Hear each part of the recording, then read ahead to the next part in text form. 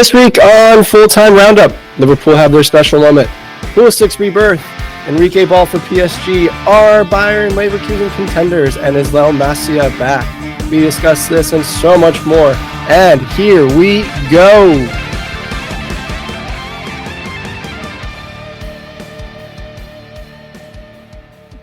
And welcome into Full-Time Roundup. My name is Matt Gesslin. With me, as always, Daniel Brackett.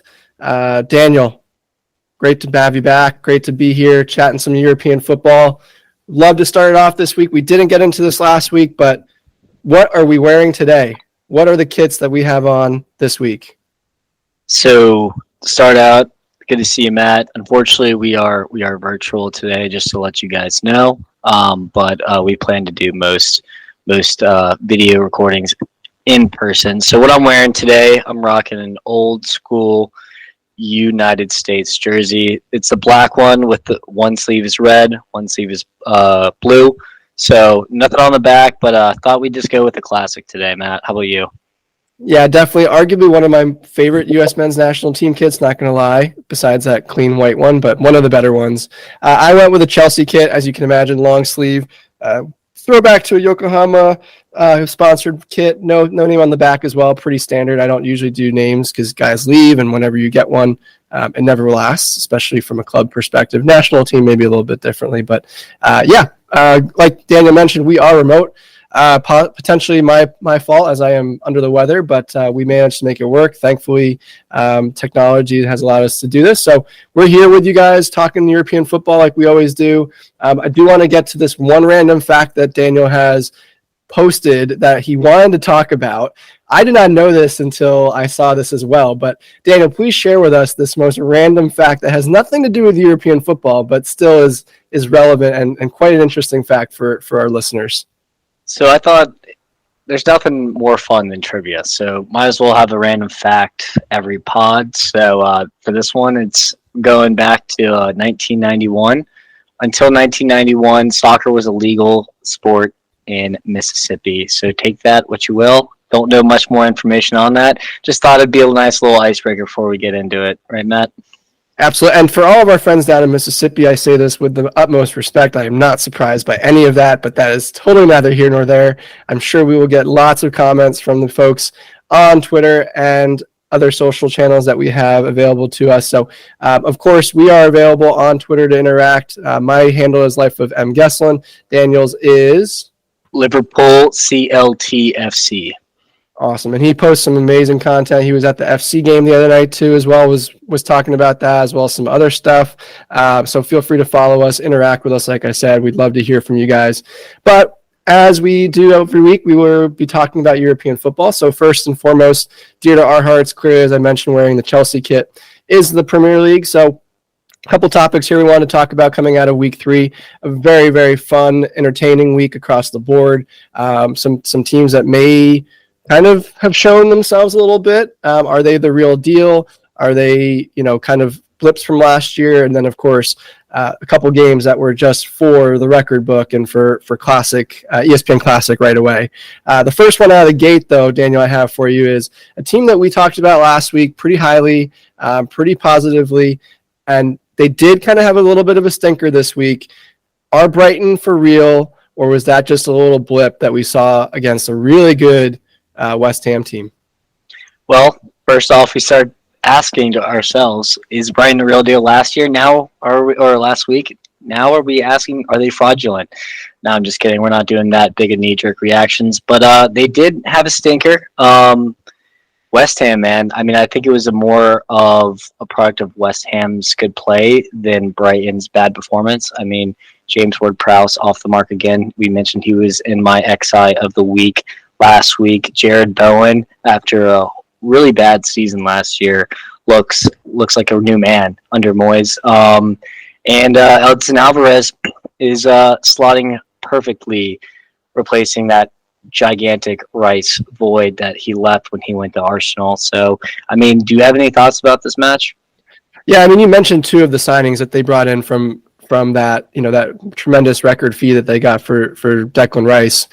That's kind of what you asked for, right? Of course, you lean on the manager. You hope that he's going to be able to kind of offset what you kind of lost with Rice great player over at Arsenal. But you bring in, James Ward-Prowse from Southampton. How he managed to stay there for that long, no, I don't even know. No one And then will you know. bring in Edison Alvarez, another great fit, right, to kind of come in. They both look great. This is 2 weeks in a row now that West Ham have looked really, really good under David Moyes. Of course, Chelsea being the week before.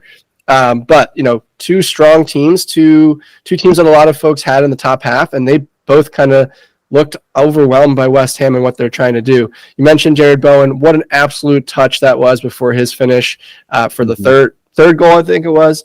Guy's a player. There was talk of him going to Liverpool at one point earlier last year. Would have been a great fit, in my opinion, for you guys. But he's a great player. I think there are options over there at West Ham. Now, my only concern for West Ham is the depth. Will they be able to keep it going? We talked about that with Brighton for European football last year. And this year, West Ham have European football as well. After winning the Europa Conference League, they move into Europa League. So will they be able to maintain that momentum going forward? David Moyes' teams are always so structured, so solid at the back, play counterattacking football. Will Mikel Antonio be able to stay healthy? That's a big piece up front too. So right now, they were top the table going into Sunday until City won and jumped them again. But Hammers looking really strong early out of the gate. It's still early, but so far a pretty strong team to look out for. And we were thinking about touching on this later, but since you brought it up, will they be able to have the depth to compete in the Europa League today? Well, their squad just got a little stronger with the signing of Mo Kudus from Ajax. Winger number 10 can kind of play everywhere, even maybe a false nine. We've seen it before with Ajax. 45 million for him. I think that's a great signing. West Ham at the start of the window looked like they weren't going to sign anybody, and now they've had 3 to 4 solid signings. So I was not very bullish on West Ham to start out with, but after these signings, I think they're definitely, if not a top 8, top 10. Agreed, and obviously Paquetá potentially staying, although there's some ramifications that could come out of that investigation. Who knows? But Sounds like Man City have cooled a little bit on that price tag of, what was it, $90 million euros for him at one point. So quite a big, substantial number. But if he stays as well, there's a roster putting together there for David Moyes. I think they'll be a team to look out for. I don't think they crack the top 6. This season, but I think they do give a good run for the top teams, and it's always going to be tough to go to London Stadium and play with the bubbles, and especially if they're rocking and rolling. So the other surprising team from the week was Aston Villa for me. Dan, I'm not sure. I know you watched that game. I wasn't able to catch that one, but thoughts on that as well, and what they're doing over there. Not surprised at all. We talked about it a little bit last week, but I actually had Villa in my top 4, and you, as well as a couple other people, looked at me funny, and then I definitely got a little stick after they got absolutely humbled by Newcastle week 1. But they've completely bounced back since then. The boys look good. Diaby has just fit like a glove, like I thought he would, considering how good of a player he is. I don't even think he'll be at Villa for long at this rate. Matty Cash with 2 goals. Him and Diaby on the right side are looking like an old Frimpong, and Diaby, I was getting a little PTSD flashbacks from last year when it comes to that. Their midfield's solid. John McGinn looks good. Douglas Luiz, Boubacar Kamara. They got some guys, and they're still building to the squad. I sent you a stat. I don't know if I can find it, but I think since Emery's come in, no other manager has gotten more points other than Pep Guardiola than Unai Emery since coming to the Premier League. I can get that fact checked in a little bit, but I'm feeling good about Villa. Yeah, I was surprised with your top 4 pick at one point, as you mentioned, but obviously they've come out of the gates. You mentioned that game against Newcastle. I think that game was closer than the 5-1 scoreline ended up being. Tyrone Mings going out really changed that game, and then I think in the second half, Newcastle showed kind of what they have available to them. I know we'll get to them here in a second, but I think to your point, Villa really do stand out. Of course, Burnley being a newly promoted team, Vincent Company has a lot of work to do, but you can see kind of what he wants to play and how he wants his teams to play. Really impressed by Unai Emery, what he does across the board. He did it everywhere he's been, and Arsenal, and didn't really give him that opportunity at that time, and then went and really showed in the La Liga what he could do with Villarreal, and now back in the Premier League. I think Villa are a team as well as West Ham to watch out for. I think they're going to give anyone a challenge week in, week out again. I think top 4 is a little strong for them, like I said, for West Ham being top 6, but they'll be there, and you're not going to want to go and play them, that's for sure, and you're not going to want to have to play them week in, week out. Absolutely, couldn't agree more. And so I have the stat right here: most points won in 2023 to date. Pep Guardiola with 62 points. Second place, Unai Emery with 49. Ten Hag's tied as well with 49. Then Mikel Arteta and Arsenal with 48, and Jurgen Klopp with 46. I mean, that's some good company to have right there. That it is pretty crazy to hear that number of how far ahead City are from everybody else, but that really surprising? Not too much. You mentioned Mikel Arteta, great segue into Arsenal. What do you make of their performance? It's another kind of ho-hum type of, again, 2 weeks in a row, dropping points this time to Fulham, which is not what you want, especially with City going perfect. But any thoughts on the Gunners after week 3? I mean, I know we keep referencing last week, but we talked about there was 2 teams that got it done when it mattered most last week. It was City and Arsenal. One team did that this week. One team didn't do that this week. Arsenal, they went down, and they ended up coming back. They showed great character. They even got their center back for Fulham's sent off. I can't remember. Yeah, thank you. Calvin Bassey got sent off, and you really thought it would be smooth sailing from there, but Fulham's best player, João Palhinha, comes up big again. I mean, he's going to have to carry the squad to stay in the Premier League this year, I think. But comes up big with an 87th minute goal, and Arsenal just had no answer. I mean, obviously, there's a lot of positives and negatives to take out of this. It feels like drop points, especially when you're chasing a team like City. Obviously, there's concerns about Havertz and where he fits in with this team, especially when Havertz subs out for Fabio Vieira, and Vieira has that kind of performance. I mean, he looks so good, especially with that Partey, Vieira, Odegaard midfield. But the one thing I wanted to ask you, is it time to bring back Zinchenko and stop overthinking this? I think that's the plan long term. Of course, he had an injury at the end of last season, potentially working him in. It's going to be a long season for Arsenal with Champions League football back on the calendar, of course, domestic cups, and then the run in the league. I definitely think he's the move at left back, and you can even bring him in a little bit more central in that defensive midfielder role. He does have that ability. Pep has played him there before. If you want to really look at it, Pep played him up top at one point too. So he's very versatile as a player.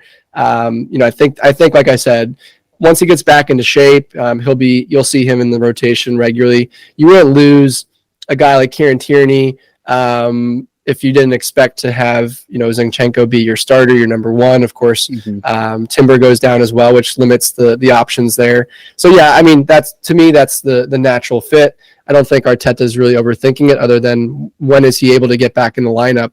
You mentioned Havertz. What a conundrum and just a interesting figure. Of course, very familiar with his role in Chelsea, scoring the game-winning Champions League goal. But other than that, we were kind of satisfied that he was moving on. You mentioned coming off in the 55th minute for Vieira. Came off early in the last game as well. I think Arteta was looking for opportunities to not play him, and I think Havertz is giving him those opportunities.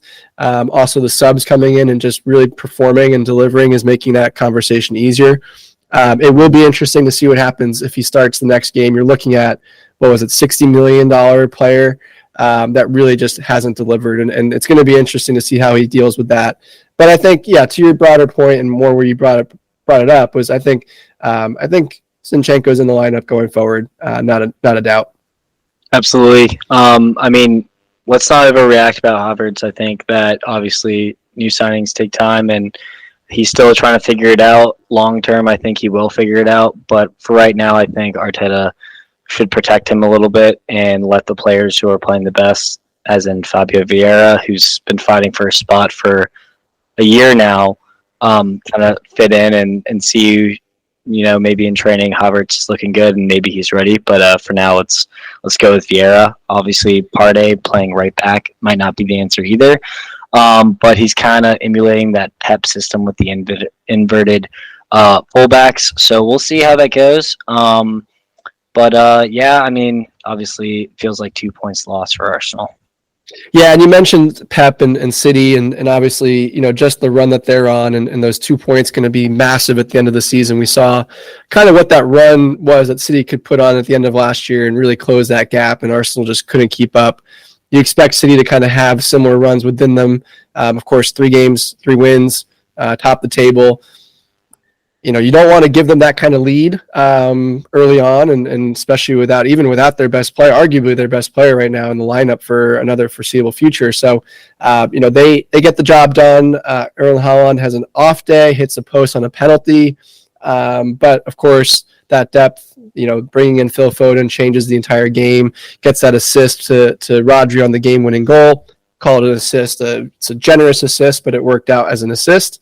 But yeah, it's just. City is just they keep turning over. Another team, another win, even without their manager. I mentioned that they were going to potentially drop some points here. It looked that way. You're close. It was close. I was kind of ready to text you, but I knew it would happen if I did.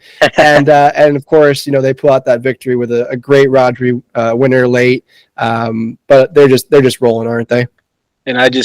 And you mentioned 2 players that I wanted to talk about. Obviously, Haaland, he's just a robot, so you expect him to put away every single opportunity that is presented in front of him, especially one that's a PK. Obviously, he missed that. He hits the post. No big deal. You see after he scored that first goal, he doesn't even celebrate. He just kind of puffs out his cheeks in just frustration that he could have already known he had a hat trick if he finished his chances, which is the type of mentality that will get you to the top. So seeing that mentality, if you look into it, it's like, man, this guy just scored a goal and he is angry about the ones he just missed. So that's crazy to think about that mentality at such a young age.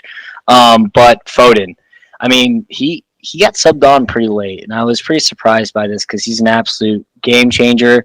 He played so good last week, and I was really surprised he missed out to Julian Alvarez tonight, or Saturday. But he came on. I don't understand the late substitution, but I think that especially with KDB being gone, you need to put your faith in Phil Foden and just play the kid.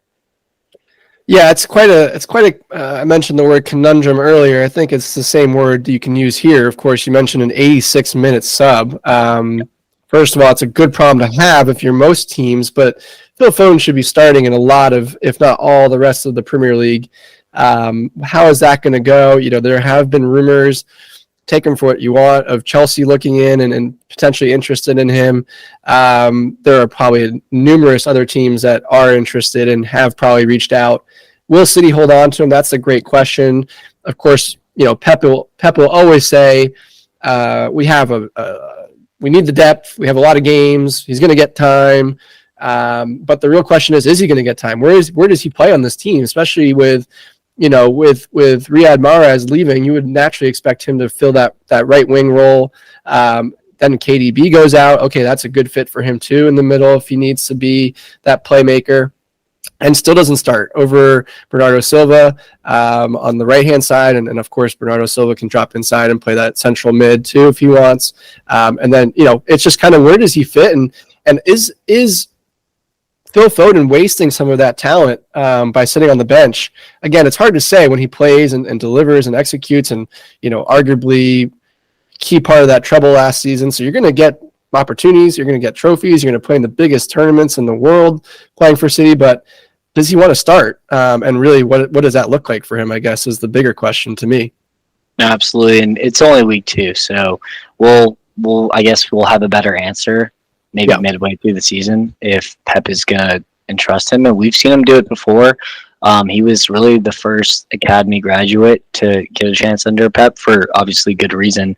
So we'll see the players in City's academy. We've seen a lot get sold off this summer. But Cole Palmer and him seem like the two that Pep like, and so are these guys going to get enough opportunities to want to sign long-term deals? We will see. So I've been looking forward to this conversation. But next on the docket, we have Liverpool versus Newcastle.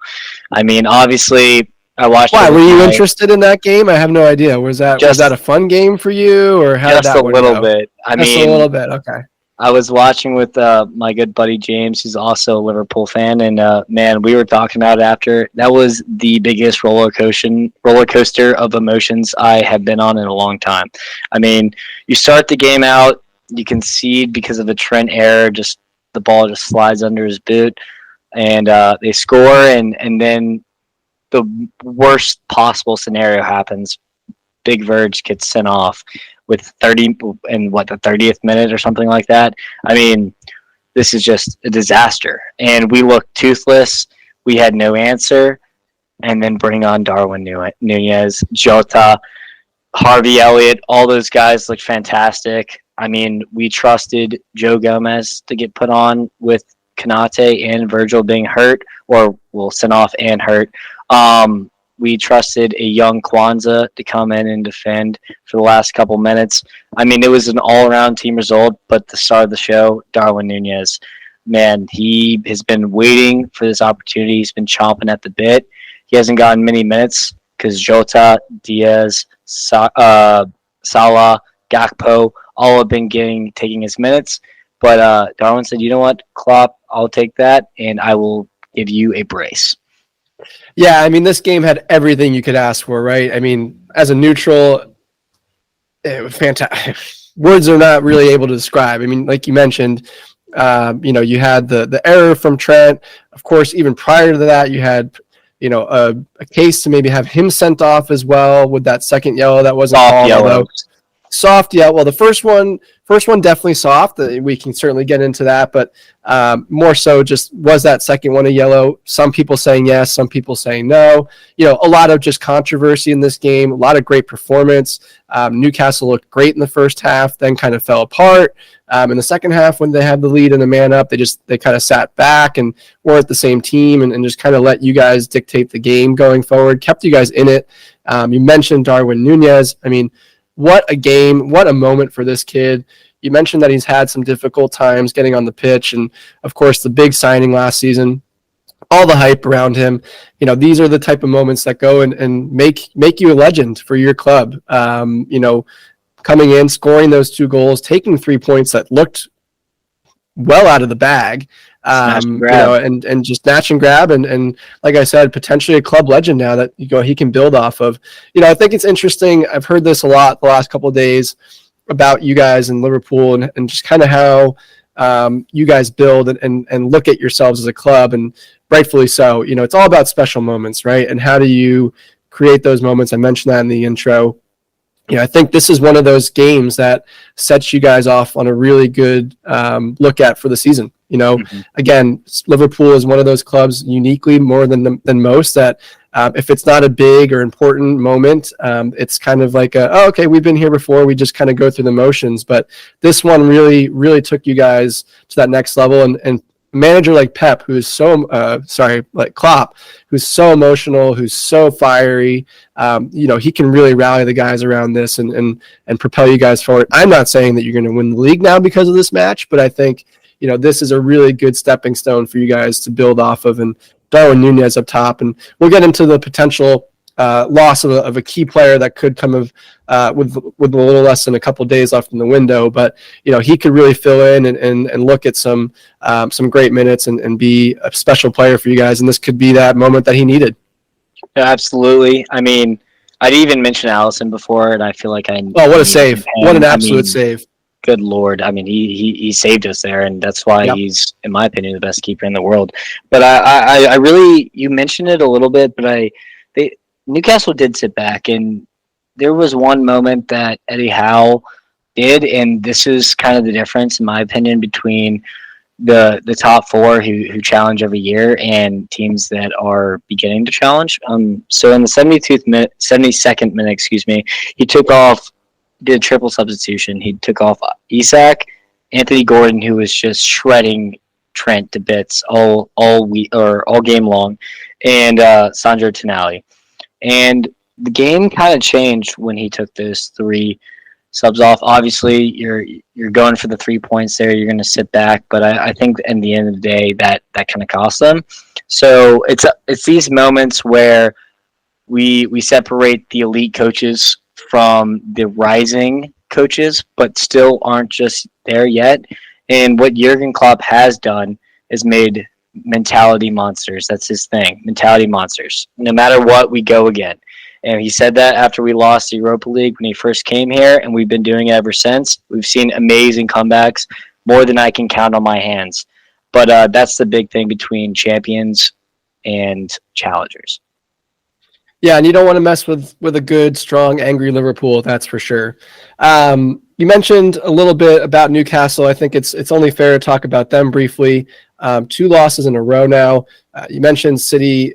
You mentioned the Liverpool play. Similar type of play against City and their loss there. Really didn't have that fire. I think Newcastle is one of those teams that if they're going full speed ahead and balls to the walls, and of course if they're at home and St. James's Park is rocking, that team is really about that momentum and that forward push. I think they sat back a little bit. They let you guys kind of collect the ball. Really didn't have that pace, especially we saw that the week before against Man City, where they really were just being manhandled off the ball, and City had all that possession. Really an interesting time right now. Eddie Howe has a lot of work ahead of him. We mentioned Brighton at the top, but that's a really tough game this coming weekend for Newcastle with, going to the Amex Stadium. Brighton had a little slip, but they can still put up goals. And if Newcastle aren't careful, they could be 3 losses in a row and look really, really bad here early. Yeah, absolutely. Couldn't agree more. I mean, also we gotta look at who they're playing, and it's 3 really, really solid teams. So I mean, even if they lost at Brighton, I wouldn't completely overreact. But it's definitely maybe some questions for Eddie Howe. Is this the guy that's going to take us to be a Premier League challenger every week? So now that we pivot, I'll let you get on your soapbox. Chelsea finally get on the board. Good win, solid win against Luton. Any thoughts there, or are we gonna not overreact here? We're not gonna overreact here. Luton Town, obviously, they look to be one of the teams that are probably going to go down pretty easily. We touched on Sheffield United earlier with that game that they played against City. They're probably going to go down as well. So I don't take too much stock in this game. They looked good, of course. Clean sheets always nice. You saw Moises Caicedo have a little bit of a stronger performance. I did pick him for my 11, which we'll get into later. But when you don't talk about Moises Caicedo is when he's having a good game, and you didn't really talk about him too much. He was just kind of all over the pitch. Getting the ball back to the midfielders, more forward in a forward advancing position. Of course, Raheem Sterling looked really good. I think that's the first time I've seen Raheem Sterling in 2 or 3 seasons now. So welcome to have him back. But yeah, all in all, another good step. But there's a lot to go for this team. Poach talked about it today. He's comfortable with the squad, seeing where they go in the future, even if we do or don't add players in the window. But yeah, I mean, I'm not going to overreact to a 3-0 win at Luton, or first Luton at home.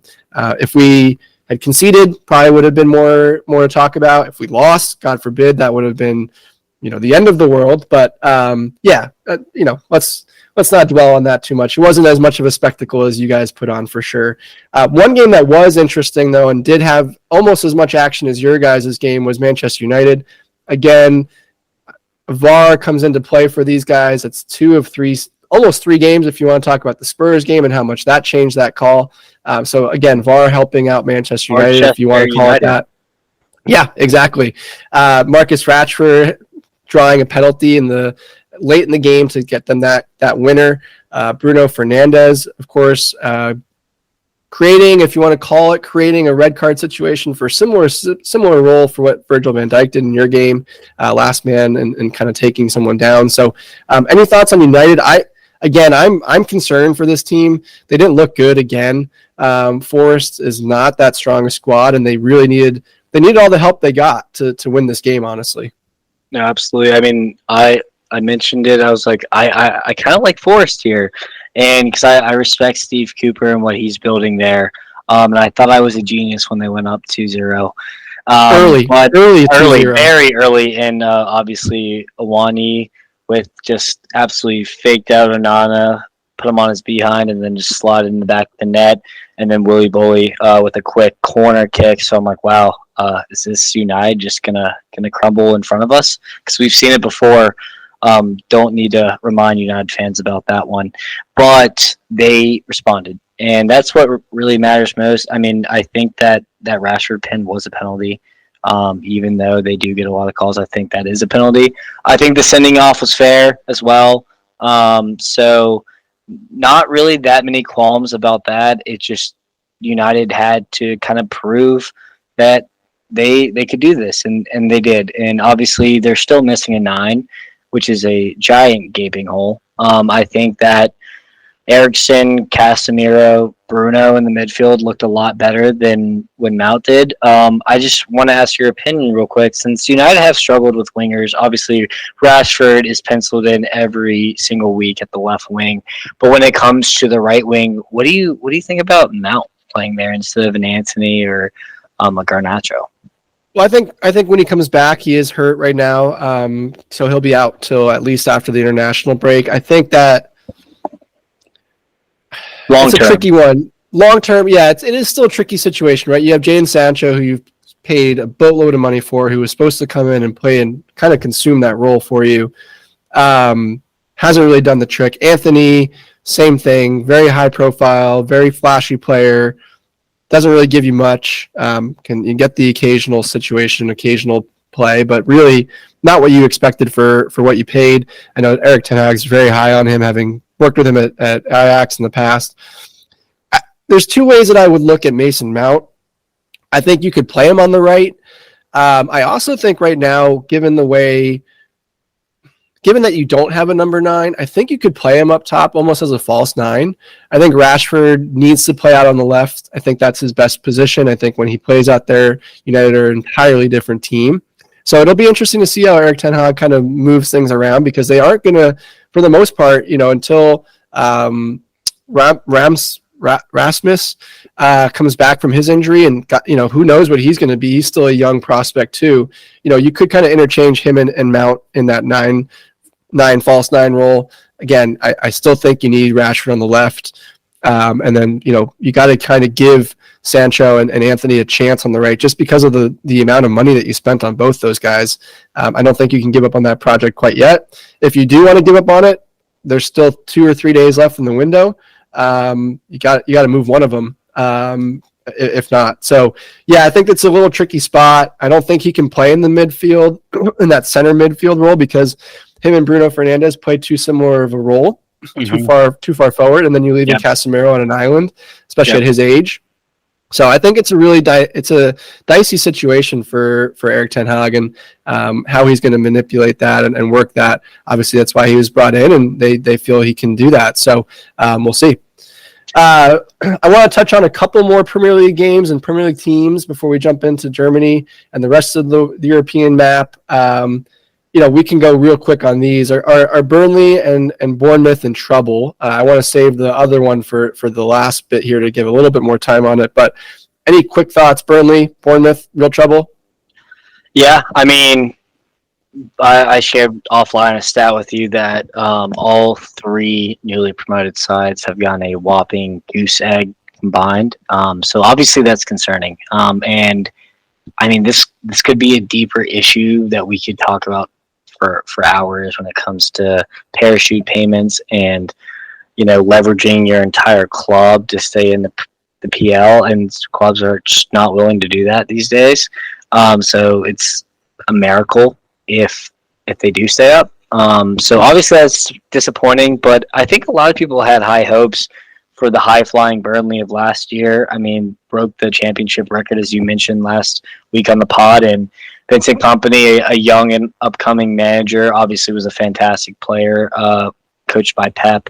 So, I mean, I think that there's other teams that are are worse off than they are. I think that they'll find a rhythm. I mean, they've invested not too much, but they could definitely go with some more investment, no doubt. Now, moving on to Bournemouth, I mentioned that I was excited to see their coach.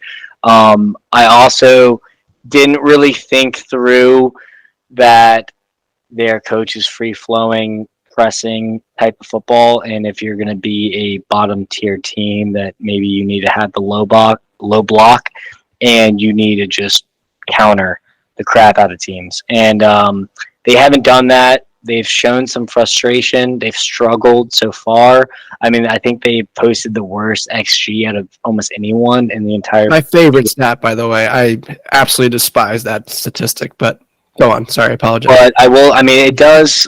There is proof in the pudding at some point when it comes to those stats, and obviously they do have some good pieces. I mean, Bournemouth has invested a lot of money since they got those American investors last year. Am I worried for them? I mean, they're going to be. I think they're going to be close, but I do think with Sheffield and Luton being bad, and then maybe like an Everton or a Wolves struggling, I think that they might be okay.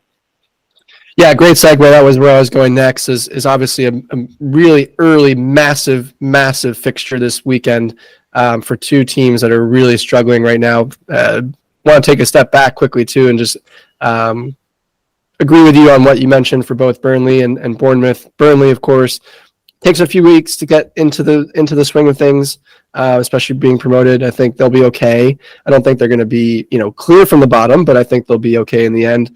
You mentioned the money being spent on Bournemouth. Of course, Tyler Adams hasn't gotten back into the rotation yet too. So they'll be a little bit stronger once that happens. But yeah, really, you mentioned Everton and Wolves. I think I said last week that those two are going to be fighting for my third relegation spot. They play each other this weekend, and boy, the Sean Dyche need a win. First of all, he needs a goal. They haven't scored yet. So, Everton are in real trouble. Of course, you mentioned, the FIFA fair play issues that they may have and the points deduction there potentially going forward. This is not, if that were to come down and they're sitting where they are right now, I don't even know if they sniff, one of the other two teams in the bottom. This is an Everton, as you know, as a fellow Merseysider, is one of the most prestigious and beloved clubs by their fans and the city. This is a big story that's only going to develop and continue to grow, at some point. And how much longer does Sean Dyche have? I mean, God, they got to score a goal, right? Yeah, no, I mean, absolutely. So they're trying to solve that issue. I don't know if you saw it today, but they did sign Beto from Udinese. He had a decent goal tally, and I mean, he's going to be okay. He's a target man. He's a big guy. So we'll see if he can do better than Neil Ballpay or Dominic Calvert-Lewin. I mean, I've seen, obviously, because I'm a Liverpool through and through. There's a lot of the sources can sometimes report on Everton as well, and I've seen a few things. There's already been banners about sack the board. They're not really coming for Sean Dyche's neck yet, but I mean, how many seasons is it going to take for you just to run your club horribly into the ground? They got a new stadium that they're building right now, and if they go down, I hate Everton. Don't get me wrong, but I also you don't want to see them go down. You don't want to see them down. No, right? I don't mind seeing them go down, but I don't want to see the team I love beating the most get completely ruined and be like a Leeds from 5 to 10 years ago, where they go down three divisions because of just bankruptcy. Obviously, I think Goodison has a great atmosphere, and that's what's kept them up when it mattered most. But obviously, does Sean Dyche still have the locker room? They're throwing money at Beto. Hopefully, he can come in and score some goals that you mentioned. They do have some good pieces. I mean, come on, Onana, he's no slouch. Dwight McNeil is like a lower tier, a poor man's Saka, I guess you could say. Like, he's not a bad winger, especially in Sean Dyche's system when you just put balls into the box. So, I mean, I think they have enough to stay up. Will they? That is the question of the day. So I'm not feeling great about it. It depends if they stick with Deitch or not, honestly. Yeah, it's a really interesting situation, one that we'll follow. I know you'll follow again, like I said, as a Derby follower there, and of course, just the story that is Everton. One of the few teams I think that, if I read correctly, have not been relegated to date. So an interesting Really? story to hear. Yeah, but moving along into the rest of Europe, as I mentioned, we of course love covering the Prem, and we obviously spend quite a bit of time on that. But there are other games that we watch. I know we were talking pretty heavily about the Bundesliga. I know I watched a lot of La Liga this week, and Serie A, which is hard to find. Not as hard as Ligue 1, but it's still a difficult league to find. But of course, I would say if we're going to rank these leagues, Premier League first, Bundesliga second, La Liga third. There's debate between those two, I would say, as far as just importance or kind of strength within the ranking. But jumping into Germany, of course, man, Harry Kane just doing what Harry Kane does. Yeah, I mean he's doing what he was paid to do. That is pumping goals and maybe win a trophy. So he's been doing one for years and years and years, and he hasn't obviously been able to win a trophy. But I think this is the year. I mean, we talked about I was worried about Tuchel and I was worried about Bayern, but when you got a confident Kane and you got a whole front line that's kind of firing on all cylinders. I mean, Sane, Coleman, Gnabry all look good today. I think Alphonso Davies was back to his best, so I'm happy for Alphonso Davies especially. So I mean, obviously, Augsburg's okay, so let's not overreact here. But I think that having your goal scorer, obviously replacing Lewandowski, was the main issue last year. Replacing him with Kane, who was a little younger and arguably better, honestly, is a big deal. So, I mean, the board is just trying to save themselves at this point because they've gotten a lot of stick. I mean, the firing of Nagelsmann last year left a bad taste in a lot of Bayern fans' mouth. So, can Tuchel keep the squad happy? Can Bayern just run away like they usually do? That's the question. But I do think they did play really well this week. Yeah, and you mentioned Harry Kane. Just what can you say? I mean, 2 goals again. First official home match in front of those fans at the Allianz, and boy, did he not disappoint! And that place was electric. It's hard for me to even get that out after thinking about his goals. That place was electric, and of course, you mentioned potentially running away with things. It doesn't hurt when your competitor and nearest rival from last season drops points against arguably one of the worst teams in the league. Somehow managed to stay up last season, but that is Dortmund tying Bochum 1-1 and a late equalizer from Daniel Malin, of course, to keep it even a draw. Bochum had the lead early, held on to it until the end. What is going on in Borussia right now, and can they turn this around? Or, to your point, is Bayern just going to run away with this? And of course, there are other teams in the Bundesliga, but for the last couple of seasons, those two have been neck and neck, and it seemed like the gap was closed last season, but I don't know if that gap is any tighter now. No, it's definitely not. With Dortmund, at least. I mean, maybe other teams that we can touch on later. But when it comes to Dortmund, no. I mean, when you have a Bellingham who kind of just wills you to challenge Bayern, and Bayern have one of the historically worst seasons they've had in a decade. Obviously, that plays a factor here. Let's not overlook that. But I will say, I reached out to my Bundesliga confidant, a Dortmund fan, especially, and I was asking him kind of what's going on with Dortmund, and he did have this to say. Obviously, I don't know if you have the Foot Mob app, but their bench below it shows who's injured, and it is an absolute hospital. So apparently, Nemecha Duranville, Bino Gittins, Reyna, Adeyemi, Schlotterbeck, Sule, Ryerson have all been out at some point in time, either during preseason or during the first 2 weeks of Bundesliga. Obviously, when you have that many people injured, it's going to take a little bit to get going. So I don't think it's necessarily time to overreact about Dortmund. But apparently they fired their medical staff last year, and it looks like those guys are on the chopping block for this year as well. Because I mean, when you have that many injuries, it's just like what's going on here. It is pretty remarkable, and I was curious. You mentioned him, but it sounds like he's still on the injury chart.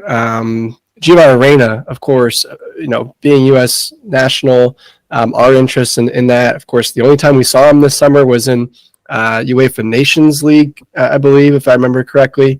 CONCACAF Nations, whatever it was. There's so many names for that. And of course, he should have been healthy from my perspective. If he's not playing in the Gold Cup, other U.S. men's national team buildups, why is he not ready right now is my concern. Of course, he's had his injuries over the years. He's a young player. We don't want to put too much on him and put him in a bad spot to make it more of a longer season injury. But, he hasn't played. And if I remember correctly, that CONCACAF tournament that I referenced was early June. And so, that's a long time for him to not be playing and shouldn't be hurt at this point. Any word from your guy on that, or is it really just kind of a sit and wait type of situation? Unfortunately not. I mean, we've seen this with Reyna. I mean, I personally think this might be a hot take, but I think that Reyna, it's harder to say this now that another U.S. player is going off, but I think that Reyna has the highest ceiling out of any player in the U.S. national team camp right now. But obviously the big thing is you can't prove that if you're not healthy. And so it says on Football, an ankle injury. He is practicing with the team as we speak, so we should see his debut for the season soon. Obviously, I think that in Terzik's mind, this is kind of maybe the passing of the guard, if he can stay healthy, from Marco Reus to Gio Reyna. Now, both have had injury problems, which both are alike, but both are brilliant when they're on the pitch. So we'll keep you guys updated on that. But obviously, I hate that he's just not playing week in, week out. Yeah, it is unfortunate, and hopefully that does come to pass, and we do get to see him playing weekly. I think we're all ready for it at this point. I'm sure he's ready for it. I think as we gear up toward 2026, it's important for him to get as many minutes. I know that sounds like a long way away, but we're almost at the end of 2023, which is crazy to think. These games now are really, really important for a player like Gio Reyna, just to get some consistency. We saw that similarly with Christian Pulisic not playing at Chelsea. Still a great player, but not getting in that rotation, not getting that growth that you'd like to see from a young player. So hopefully Gio can get back into the lineup and start playing. You mentioned, earlier, there is a potential new, or I guess a previous team that could be fighting Bayern Munich again for the top. Of course, that is RB Leipzig, who notoriously are pretty strong in the Bundesliga, have been, that runner-up, if you will, over the last, I'd say, 4 of the past 6 seasons-ish.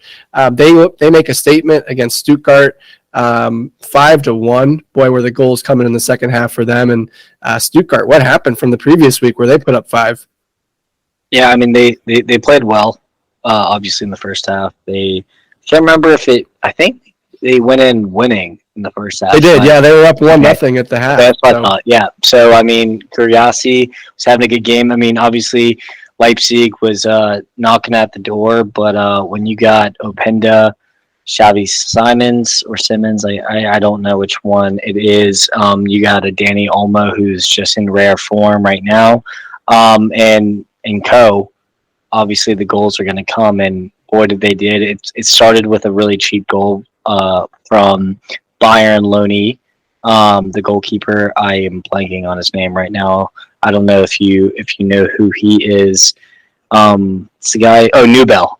Excuse me. So Newbell. He had a clearance that just went off the foot right into the goal, so that kind of started the floodgates, and then I mean, obviously Stuttgart's maybe mentality is something to question, but the goals were always going to happen in this game, and they just came in a flurry.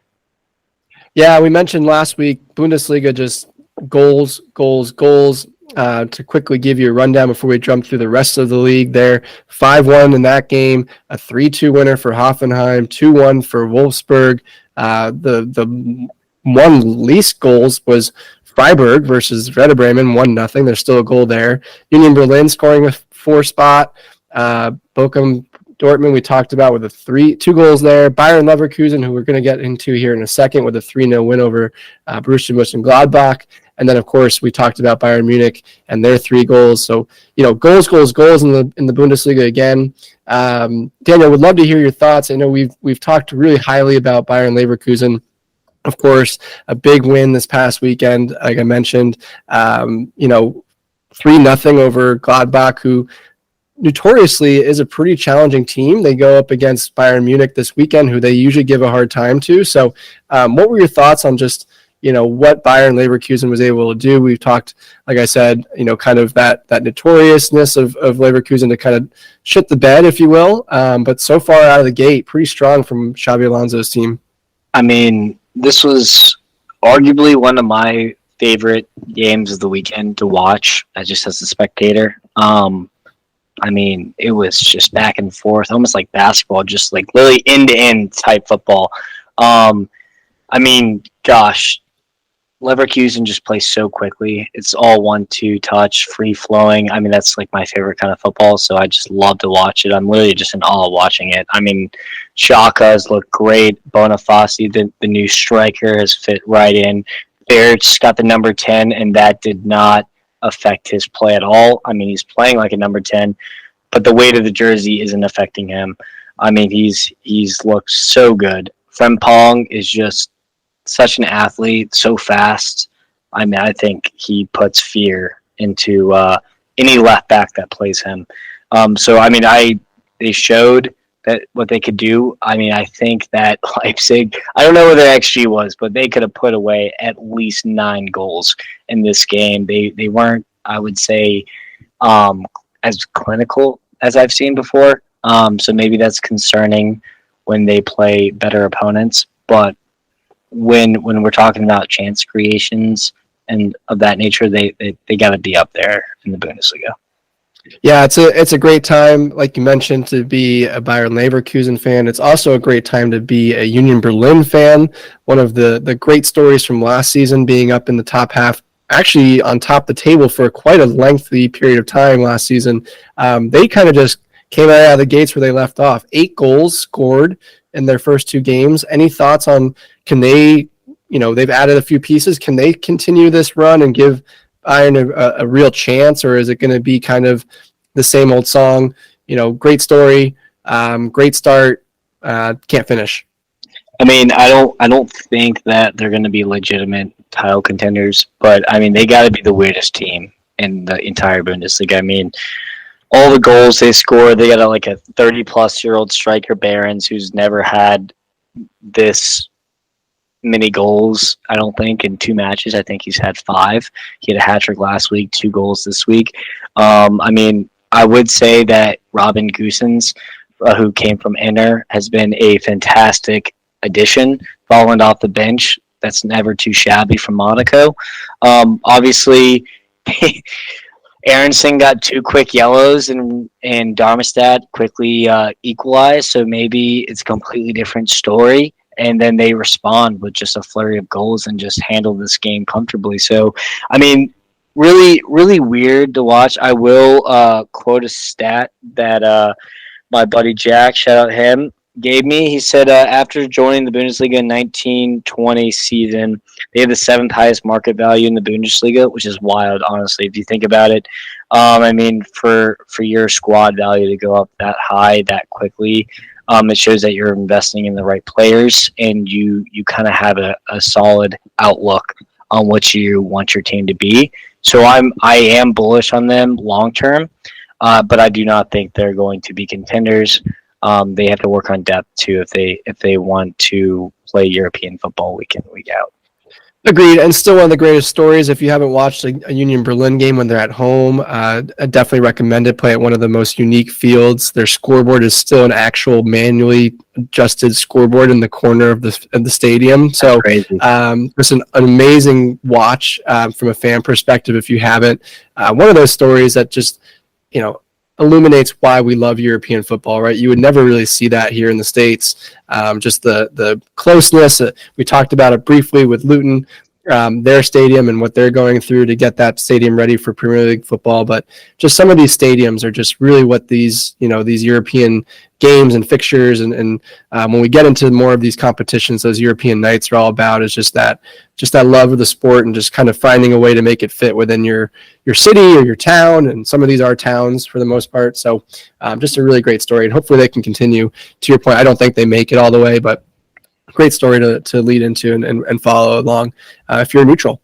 Another one that we want to get into real quick, and it's a big story.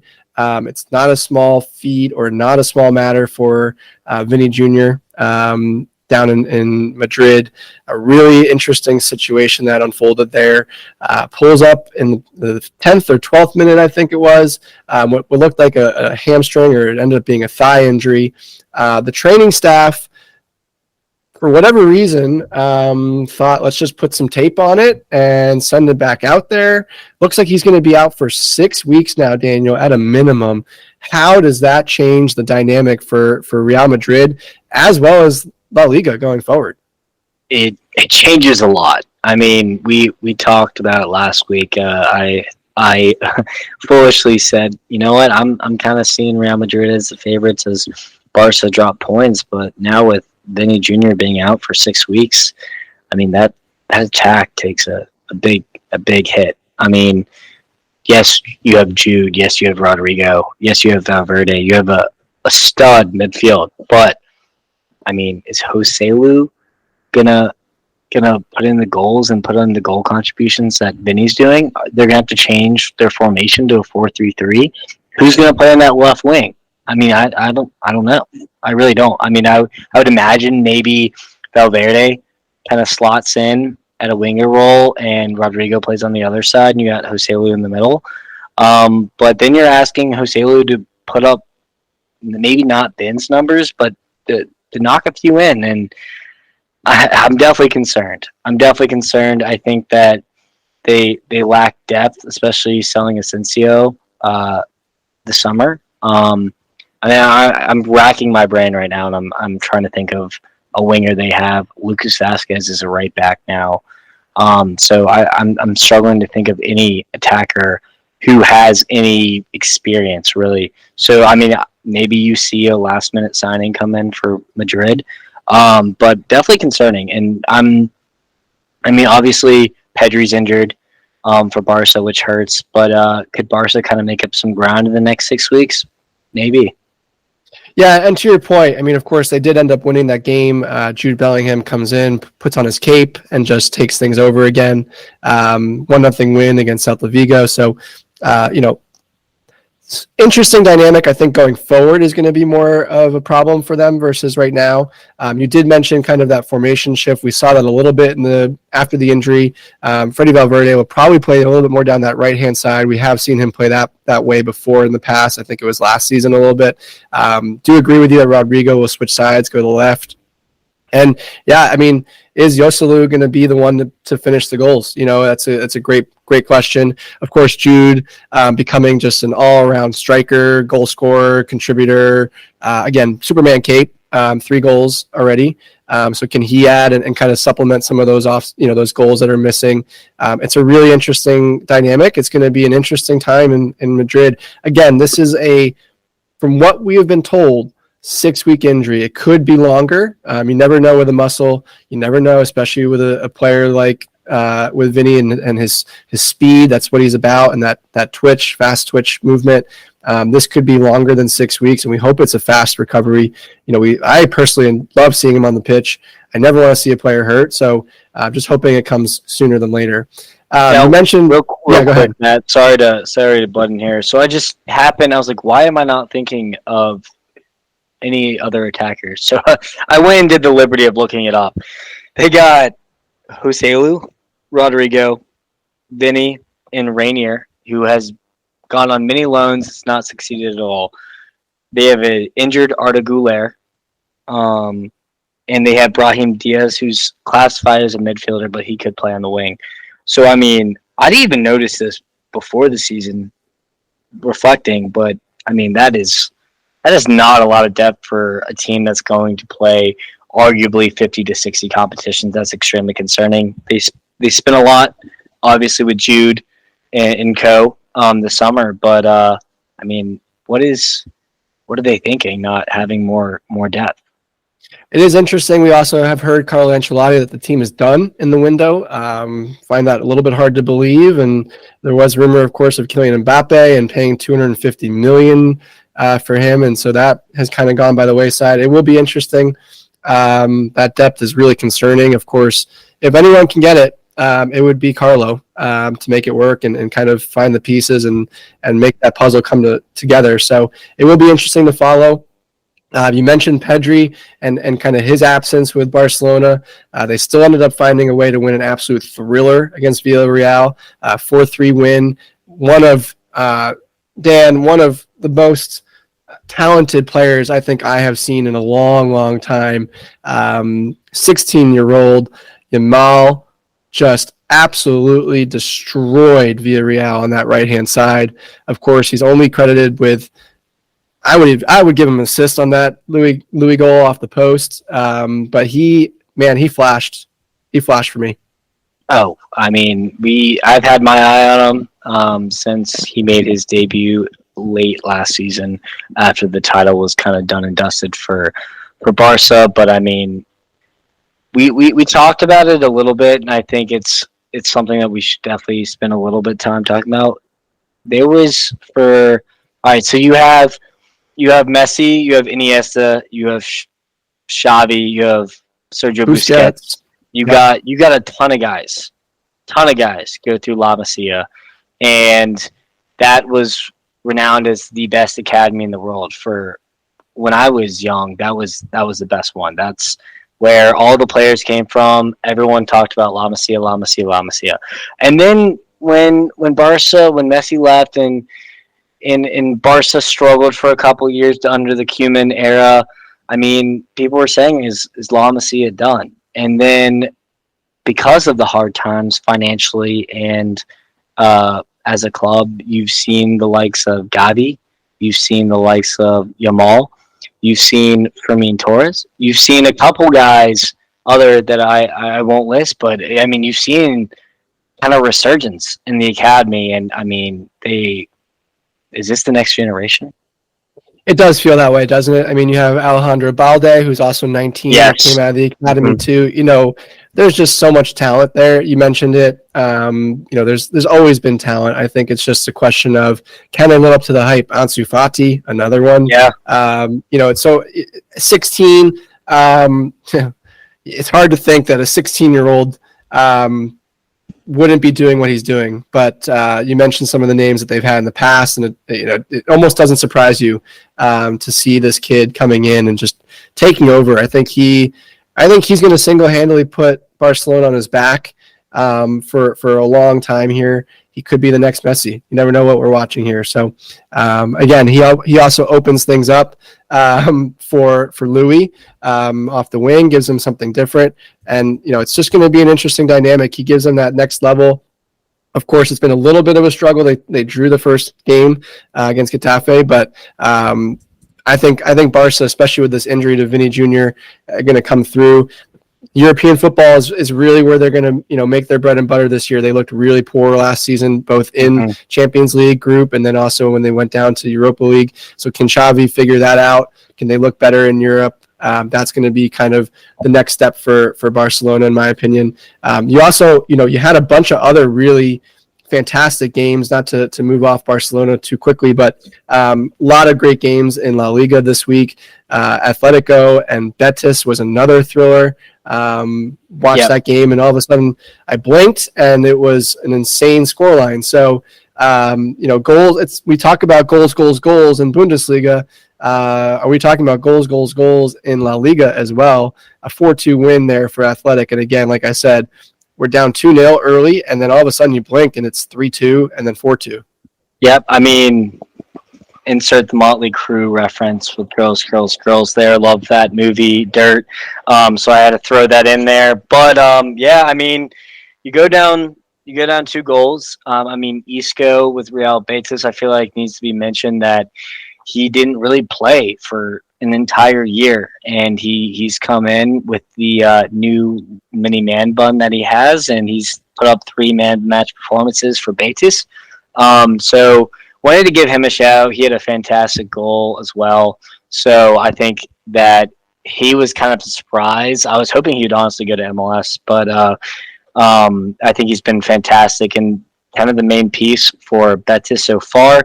But when it comes to Athletic Bilbao, I mean, I don't know if you know, but they only sign players from the Basque region. I think that is super interesting. Crazy. Really interesting. Agreed. I mean, the deals that they have to get done, I mean, they don't have a lot to work with. And thank God they had the Inaki, not the Inaki, the Williams brothers. One of them is named Inaki. But they assisted each other. One assisted the other. And they look good. I mean, obviously they had 2 penalties scored by Vesca, so that helps, obviously. But I mean, anytime you come back from a 2-0 lead and you go and score 4 goals unanswered, that's a pretty good day. It is, and one of the last teams I want to discuss in La Liga before we jump down into Serie A is I don't think we would do the league and kind of this landscape as service if we didn't talk about this absolute drubbing yesterday by Atletico Madrid. Are they kind of that second team for you now, or where do they fit in, especially with this injury? A 7 spot from an Atletico Madrid team that usually has a lot of difficulty even scoring a goal, let alone 7. Yeah, it definitely makes things interesting. I mean, I feel like the Vinny Jr. injury really throws predictions out the window at this point, just because we really don't know how they're going to respond here. But scoring 7-0 on the road against a decent side is never a bad thing. And they got a bunch of strikers there. I mean, you got Griezmann, who scored the first. You got Depay, he did get injured, but and then you got a Morata next man up mentality who bags, I think it was 2, and then bench, yep. a Correa with the number 10 jersey, who you really don't see that much of. So, and then a couple goal scores here and there with Molina and Llorente, and I think there might have been one more. But I mean, it was a great performance. I haven't seen Athletic Madrid score 7, I don't think ever. Maybe if you add all the season, they may not have scored 7 some seasons. That is fair. That is fair, and they did it with less possession than Rayo Vallecano, and I think that is the most Simeone stat I have ever heard. He did look upset as well. We have to say after 5, I think he was starting to say, "This is not acceptable, guys. We should only win 1-0, if that." So an interesting game. Crappy, yeah. An interesting storyline to watch. They always are kind of that third team, and now I think it's going to be an interesting dynamic to see if they can take that step, give Barcelona and Madrid a run for their money. We did mention a couple of the young U.S. national team players. I also mentioned this individual earlier, Christian Pulisic, moving over to Italy. Man, what can I say? Another game, another goal for Captain America. Of course, cue all of the it's all Chelsea's fault, blah, blah, blah, that he didn't play. Any thoughts on kind of his resurgence and rebirth in Milan now? I mean, look, sometimes you just need a fresh start, right? And he's in warmer weather. He's in is it the capital of Italy? I don't know, but he's in Milan, and I went to Milan last summer, and it was gorgeous. I can't blame him for being happy. He's playing against the likes of Rafa Leao. He has a club that's stable, that's not signing a player every single day. No offense, Matt, but he just seems like he's in a good spot here, and he's got his old teammates. He's got Giroud. He's got Ruben Loftus-Cheek. He's got Tomori. He's got guys that he knows, he's comfortable with. He's got a manager that actually trusts him and is confident in him. And if he can stay healthy, man, he's gonna have a season. He will, and I agree with you. Playing off of players like that with Rafael Leao and, of course, Olivier Giroud, who he played with briefly at Chelsea, it's going to be an interesting time. And I think you nailed it right on the head. It's just a warmer weather, fresh start for him. I don't think there was anything negative about his time at Chelsea. It was more of just kind of who he had to play with in front of him. I think the league wasn't set up for him either. I think Serie A is a better league for him. So it will be interesting to see his progression. Again, I talked about with Gio Reyna, getting that game time and kind of building that growth and all those things. So,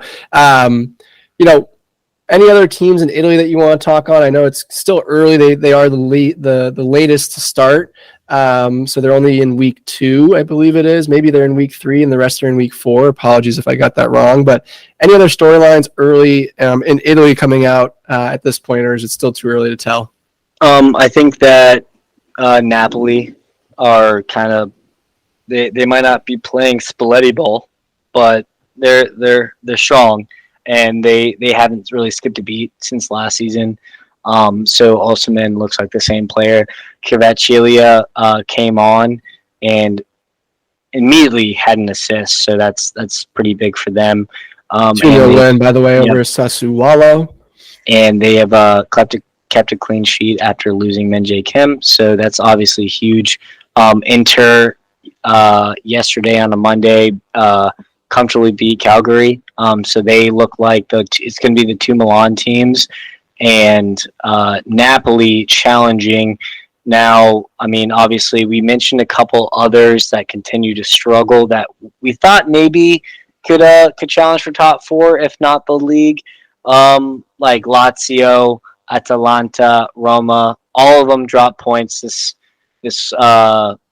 weekend, so obviously that's maybe concerning. Now, Roma just made some good business with the signing of Lukaku on loan, but Atalanta surprisingly losing as well as Lazio, so lot to look forward to. I think it's still going to be an interesting Serie A, but I think the top 3 that are really going to be in the mix is the 2 Milans and Napoli. Agreed, and to your point, I think the one that stood out to me there is Lazio. Haven't gotten off to the greatest start. Two losses to start, which is never how you want to start your season, especially a team that a lot of people were talking about as an outside top 4 team. So will they be able to get it back under control? Again, like we said, really early in Serie A, so a lot to kind of unwind and unpack there, but just some initial thoughts. Now, moving into France, one of the most surprising things, I think, from my perspective, is after week 3, France has finally gotten a victory for Paris Saint-Germain. It took 3 weeks in the season for them to get their first win, but it was an impressive performance. Kylian Mbappe, again, how much can we talk about this guy? 2 goals. How were they even thinking about not playing him for the entire season is beyond me. But again, are PSG back is the real question, and is Luis Enrique ball here to stay? Yeah, I mean, obviously the first 2 weeks they didn't look great. It looked like they had all the possession, they made all the chances, but they couldn't convert. Obviously, sticking arguably a top 3 player in the world into the lineup is going to help things a lot. Obviously, it did. Kylian Mbappe is back to his usual ways of banging in goals, but I mean, man, they were playing some really pretty football out there. I do want to shout out that new midfield engine room that they've revamped. I thought Ugarte has had an excellent start to the season, bought from Sporting Lisbon, and I want to shout out the young kid, Zaire Emery. He has started every single game since they started. He's looked fantastic next to Vitinha, and I'm going to say it. I'm going to regret it. Don't really care, though. With Luis Enrique, with less star power in this team, Mbappe being the main guy, I could see them making a little run in the Champions League.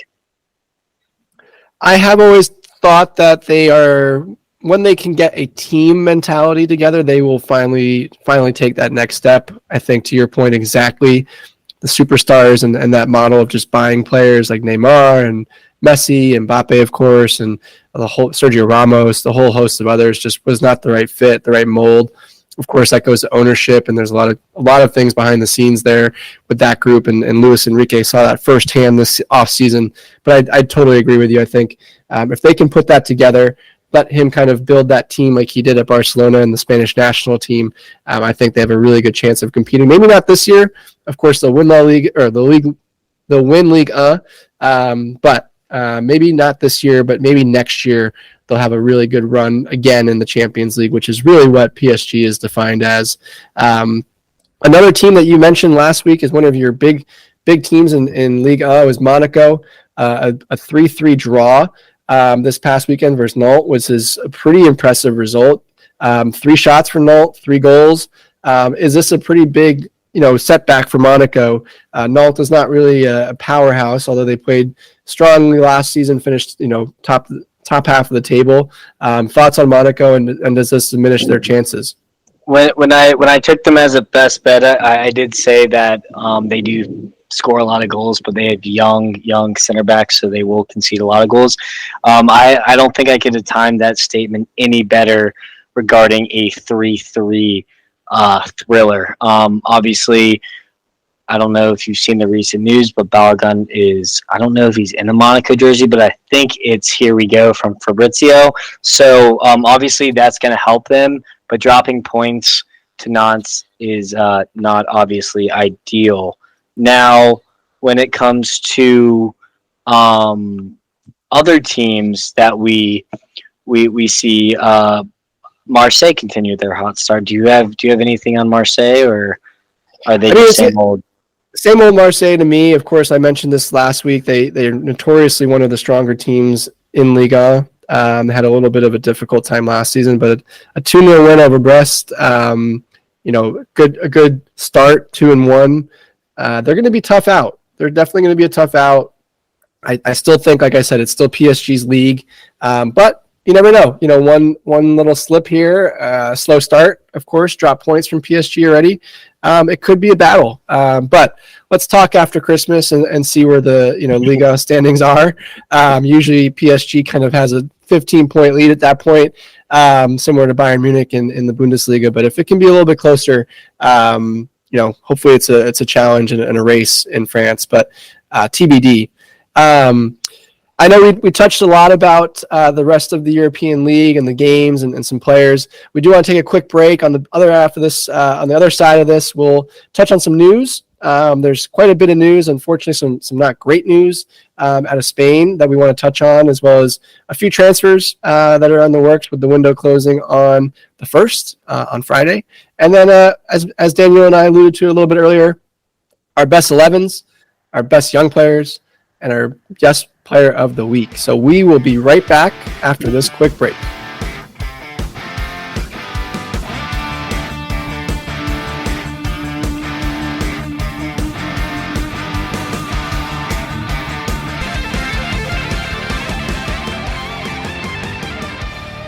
And welcome back to the full-time roundup. Daniel, that was a great segment about the league and the various leagues in Europe. Now it's time to get into the news. There are some, transfers that are upcoming. Rumor mills and things are going pretty nutty right now. Again, like I mentioned, window closes here on Friday for most of Europe. There are some nuances. Saudi League transfer window doesn't close till the 14th, actually, which if you are not able to see, which you aren't, Daniel has just put his hands in his head. We will get to why here in a second, but the window closes on Friday. Daniel, I know you've been kind of keeping your eye on the pulse here from the transfers. You already alluded to Kudus earlier. Who are the other movers and shakers that could be on the move to a different team here before the window closes? So I mentioned also briefly Lukaku, loan $5 million fee with no obligation to buy. Obviously, that's huge for Roma, who haven't been off to the best start. As you know, Mourinho does have experience with Lukaku. Bellotti has also been playing well. So once Dybala gets back healthy, I think that's going to be a pretty lethal attacking force, and they should make up some ground in the table. Also, I wanted to mention Nathan Tella, he went to Leverkusen. So just another signing for Leverkusen, more of a depth signing, especially with I think they have UCL ball. So he kind of went off in the championship last year with Burnley. His parent club was Southampton. Obviously, he's too good to be at a championship side at this point. So he's a young player, I would say, to watch. It is finalized, but I did want to mention that. And I'll let you talk about a certain goalkeeper who came from the Revolution that's named not Matt Turner. Yes, that is a great point. I'm going to butcher his name. Georgi Petrovic, I think, is Pekovic. He is now the Chelsea backup, essentially. Of course, Kepa moving on to Real Madrid. Luckily, we had Robert Sanchez come in from Brighton, but then loaned out Gabriel Slonina to a team in Belgium. So we were, as Chelsea, down a keeper, and to your point, brought in an MLS keeper. For those that have not been paying attention to my thoughts on MLS, as well as more importantly, MLS keepers are the worst. I will just put it that way. It is notorious that every night there is a goalkeeper blunder in the MLS, and you just pray to God that it is not your team that it happens to. And sure enough, what do? We go ahead and sign an MLS keeper. So it'll be interesting to see what happens. I still think Robert Sanchez is going to be the number one. Don't see that changing anytime soon. He's looked okay, to be honest. Hasn't been great in goal, some shaky moments, but another kid coming over from. He's obviously a European national, not a U.S. national. So coming back over to his home part of the world, but an interesting signing from our perspective. You also mentioned, or we're going to get to João Cancelo going to Barcelona. That's an interesting signing for them at right back, an upgrade for them at that position. I think the deal is on a loan with an option to buy. Of course, that is pending all the levers that Barcelona can move and different things like that nature. So, we'll see if that actually gets done. But another signing for Barcelona, I think an upgrade for them as they look to go into European football will be huge. A really great fit for him and for them too. Yeah, agreed. And the last one I want to touch on, which is why Daniel had his hands in his head, are the rumors of Mo Salah potentially moving to the Saudi League. There has been some rumblings that Saudis are willing to offer $150 million to Liverpool for Mo Salah, 32 years old at this point. It seems like the definite up front would be 100 mil with some add-ons and some other pieces to make it 150. Daniel, of course, no one wants to see the Egyptian king move on, but at this point in time, 150 mil for a 32-year-old Mo Salah, is that something that Liverpool cannot pass up? Again, all rumors at this point, nothing confirmed, but what are your thoughts there? So I did talk about this with my buddy on Saturday as we were watching the match, and I think we were both at the consensus that if this was, I don't know, say 2 months ago with 150 mil, I think I'd be willing to let him go. But considering it's 3 days, if that, as we're recording, not even at the end of the transfer window, I mean, we're talking about finding a guy to replace 30 goals at least a season.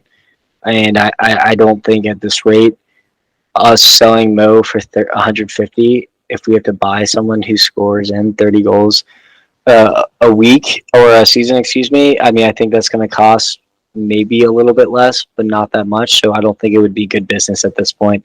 Now, I don't blame Mo if he leaves, just because I think he's had promises made when he signed that contract last season that there would be more investment in the squad. I think we've kind of done him dirty as being one of the better players of the last 3 years, if not the best, arguably. So obviously, I also think he's very aware of his status at Anfield. I know that he doesn't want to ruin his club legend status, and I think him leaving us high and dry this late in the window would finish us, honestly. And I think he still thinks we can challenge.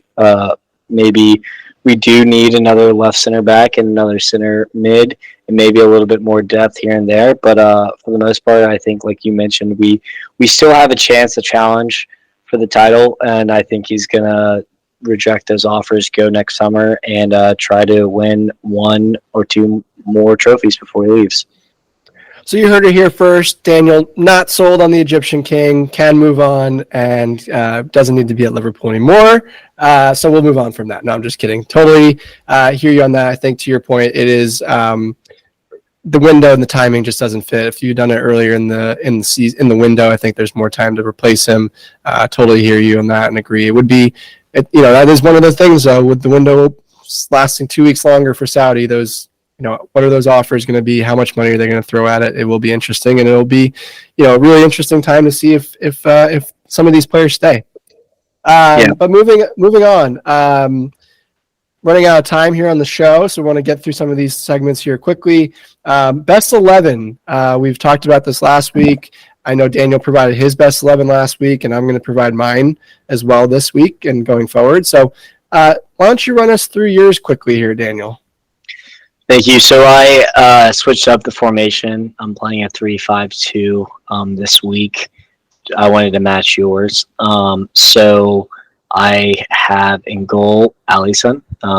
Enough said, really. He just, in performance of the season, honestly, we might look back at that one if we play second or first and be like, this is the reason why. Matty Cash at right back, 2 goals. Him and Diaby look great, and he just happened to put the ball in the back of the net, so I got to give him his flowers. Baidu, 19 years old, scored a goal, looked great. And then we have on the left side, Goossens had 2 goals for Union Berlin. The Inter, I believe it's a loan, on loan at Union Berlin, but scored 2 goals. Now in midfield, we got Bruno Fernandes, goal and assist, looked great. Was really just pulling the strings for United. And the next, there's this guy. He's not flashy. He just puts in a shift week in, week out. I mean, if you've seen the out of context football tweets, it's just green performance after green performance, and I don't think he ever goes below that. It is Rodri, game winner. I mean, he is the best CDM in the world, hands down. And I think he doesn't get enough flowers for it. He scored in the Champions League final last season, so I just think that he's incredibly underrated. And then we have De Jong, who scored for Barca. He's had a good start to the season. Jared Bowen on the wings. And then we got Xavi Simons on the other wing, 2 goals and an assist. For him, he looks fantastic against Leipzig. And then Boniface, 2 goals for Leipzig up top. Leverkusen up top. And then Darwin Nunez for Liverpool, 2 goals and the game winner as well for Liverpool. Let's see your player of the week. So this was a tough one because obviously, as there's only so many top performers, we're gonna try to keep our XIs as different as possible, but it's really hard at times. So I decided to go. I mentioned this player a little bit earlier, a little bit against the grain here, but I'm gonna name Behrens, the striker from Union Berlin. Had a hat trick last week, had 2 goals this week. 5 goals in 2 games. 30-year-old who's never seen form like this in his entire life. I think he deserves his flowers, Matt. Young player of the week? Yeah, absolutely. Actually, I am going to do a last-second change here. Because I mentioned him in my XI, I was going to do Xavi Simons, just because his performance over the weekend and how good he's been. But I'm actually going to go with Lamine Yamal. That performance was warranted. He just was a boys against it, didn't I? It was me. It was all my doing, wasn't it?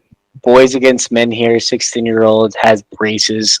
Guys just cooking average men, defenders with crooked teeth. I just think that's awesome. La Masia graduate. Hopefully it doesn't all go to his head, but if he has the examples like Gavi, Pedri, and other young and Balde, like I forgot to mention earlier, I think with those guys and a strong locker room, I'm not worried for his development. But obviously something to mention. Last segment for us tonight. We mentioned it last week. Daniel will be doing most of the betting, at least recommending, maybe not actually betting, but recommending for us. Did have a strong week last week, 2-1-1 on his predictions, so can't really yell at him, although maybe if you put the parlay together, it didn't hit. That's a different story. I'll let you guys figure that out with Daniel. But that being said, you do have a parlay this week that you want to play. I've always been told never play the parlay, but this is your area, so give the people what they want. Give the people the big money bet here. Boys, we printed last week. Let's be honest. Any green's good green. All right? Eat your vegetables. You'll go home happy. All right? So I decided to do a parlay of the week. This is a 6-1 parlay, right? So we're going and we want to rob the bookies here, guys. So what I have is I have 5 legs. All right? We got some heavy favorites and we got some close favorites that I am questioning why Vegas has these lines. So first but not foremost, we have West Ham money line against Luton. Luton hasn't gotten a single point this year, and they're not going to start on Friday. They also played today, and did they get a win against a crap side? Yes, but Moyes and Co. and the Hammers are flying, and I think they are going to brush Luton aside easily at a minus 130. That could be a best bet in itself. You could take that straight and make plenty of money. Now, bet number 2, you got Manchester City. Heavy favorites here. But sometimes you just need a heavy favorite to keep the parlay steady, right? So they play Fulham. Fulham played midweek. They played today as well. So I'm pretty confident, even though that Fulham stole points off of Arsenal last week, that they're not going to stand a chance against City. My third leg is Leverkusen minus 450. Another heavy favorite. I think that they play promoted side Darmstadt. I mean, it's not. Don't ever think this one. Leverkusen's obviously going to win this one 8 times, 9 times, 10 times out of 10. And then we have PSG. So a couple weeks ago, I wouldn't be taking PSG, but with Mbappe back, with Enrique Ball playing, I don't know, just really pretty football. I know they do play Lyon at Lyon, but Lyon's pretty trash. I'm not really worried about this one. I think they drubbed them comfortably. And last but not least, we have Spurs money line. Spurs, I mean, this is, are we going to trust Big Ange here? And I decided to go with yes. They do play Burnley away. And I haven't seen enough from Burnley to give me any hope for them. I hope this isn't the leg that kills us. But I do feel confident about it, boys, so trust. Now, that is the parlay of the week. Now we have our 4 best bets. This is where we actually print. This is where it's business is business. We rob the bookies, and we don't look back. So first and foremost, we all bet overs because why bet the under? It's not fun. You don't want to cheer against goals. That's just not my human nature here. So starting off, Marseille Nantes over 2.5. I mean, Marseille, I have taken Marseille every single week, and it has not failed me once. Nantes also gave up 3 goals to Monaco, and it could have been a lot more. So I'm not really worried about this one. That's no sweat cash right there. Brest Rennes over 2.5. Rennes goal scorers. Brest concede a lot. I just like the matchup here at over 2.5. Lens Monaco over 3. You're going to see a trend here. Monaco is one of my favorite teams to take here, and I'm going to back them until they do me dirty. And so we're going to ride with them again at over 3. Hasn't failed me yet. Lots of goals, lots of bad defending, so we'll see. And maybe the dumbest line I think I've ever seen, last but not least, Leipzig, Union Berlin. Both sides have been pissing goals left and right. And you know what this line's at? Over 2.5. What is Vegas thinking? This team doesn't play defense. Barons has scored 5 goals in 2 games. I think he'll get a goal this week against Leipzig, and Leipzig have looked so good going forward. I mean, this could be just your ironic stalemate, but I don't think so, and I'm gonna go take the over. Back to you, Matt. Well, you heard it here. Trusting Spurs on a bet is always questionable, but the man seems to know what he's doing, so we'll leave it there.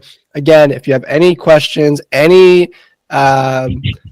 concerns for the betting, you want to throw paper at him, you can find the man at Liverpool CLTFC. You can find me at Life of M. Gesslin on Twitter.